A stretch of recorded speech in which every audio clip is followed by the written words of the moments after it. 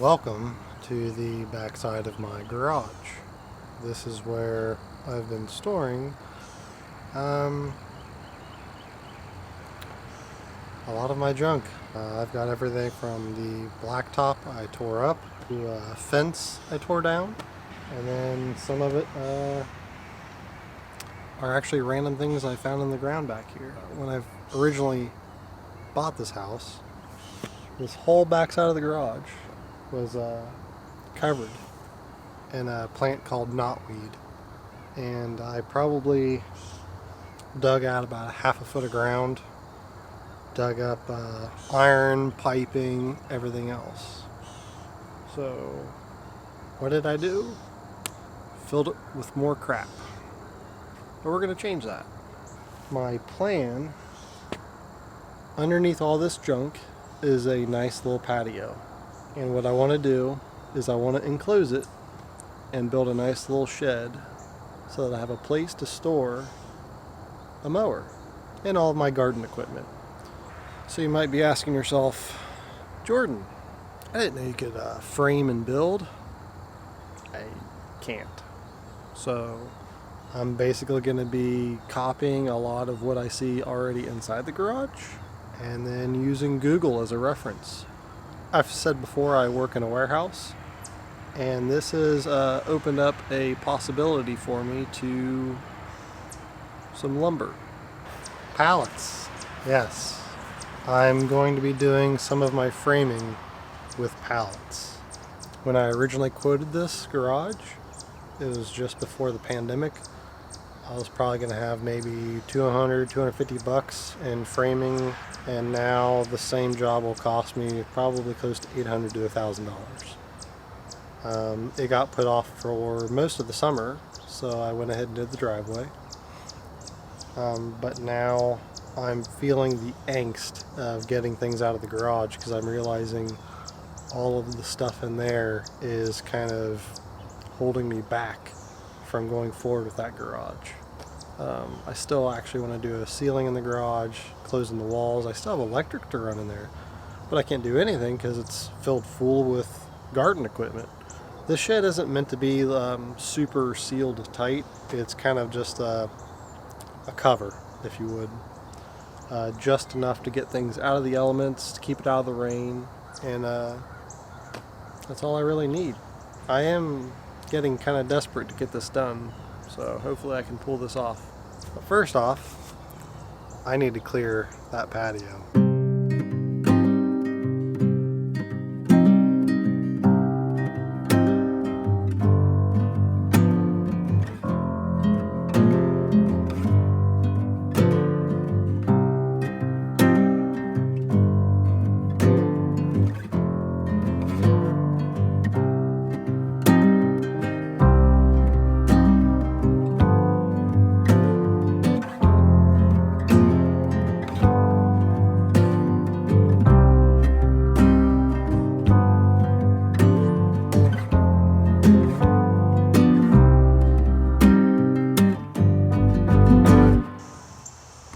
So I just took all that stuff out to the curb. It's maybe been 5 minutes and a dude just came and picked up all of it. I ain't complaining, but damn, talk about service. Well, I found a place to take all my garbage and dump it. So well, I'll tell you what, this is definitely making the job easier to have this truck now. This is awesome. I'll actually probably have to make a whole nother run too, because I could probably fill all these buckets again.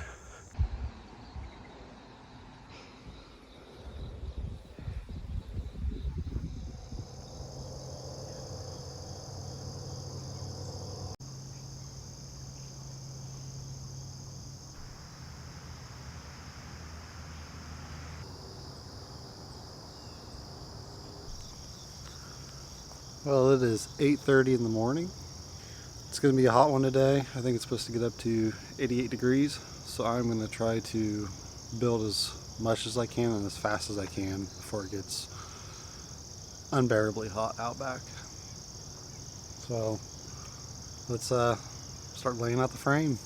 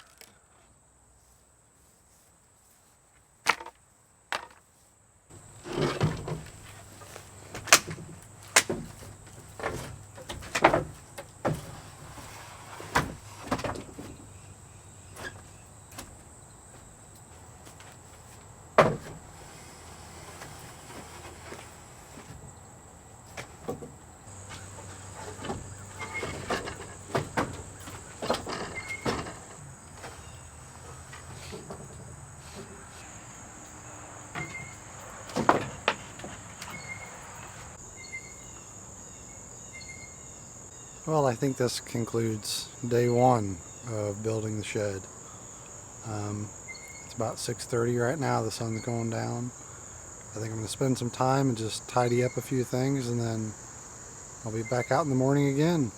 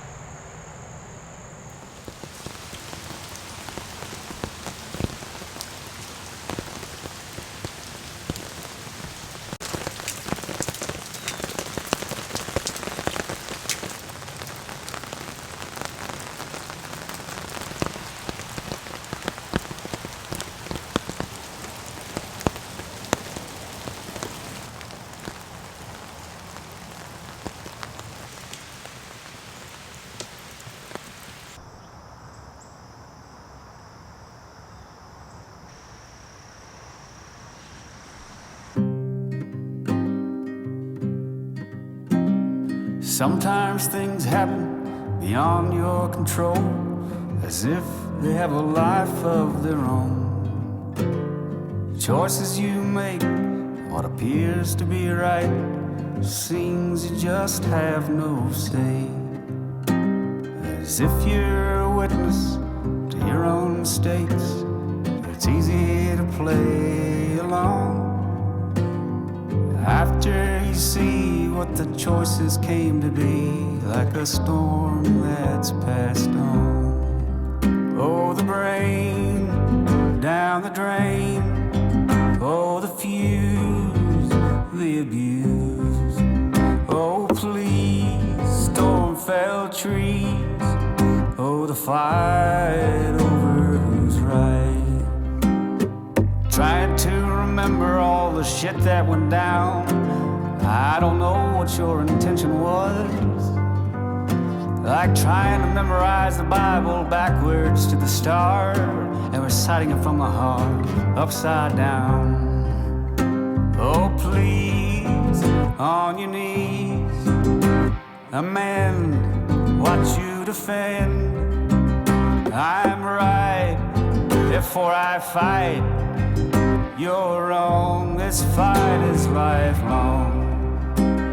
See the water flowing under bridges. Time, my friend, has come to pay its dues, show its use. See the sheep, they're grazing on the ridges. Our friend the wolf has come to show a new beginning needs an end. Away with your say. Today you are gonna pay. If not now, disavow the lie that's in your eye.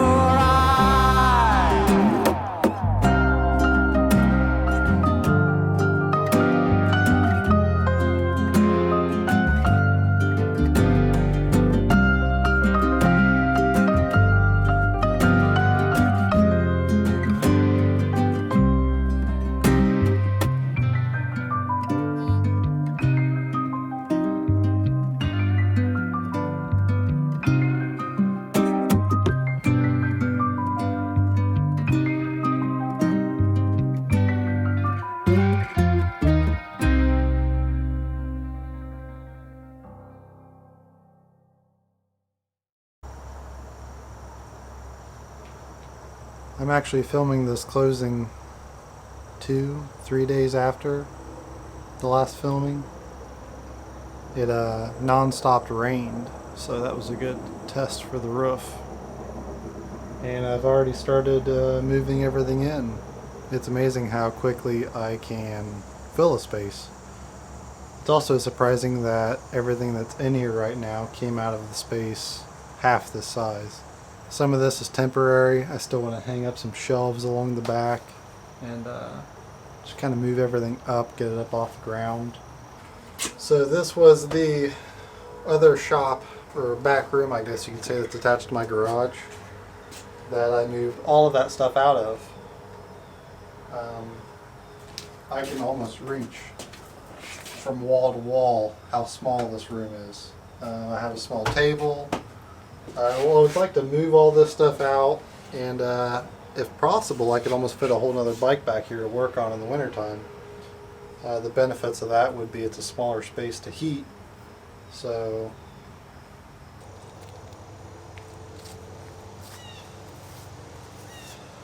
well, that's it.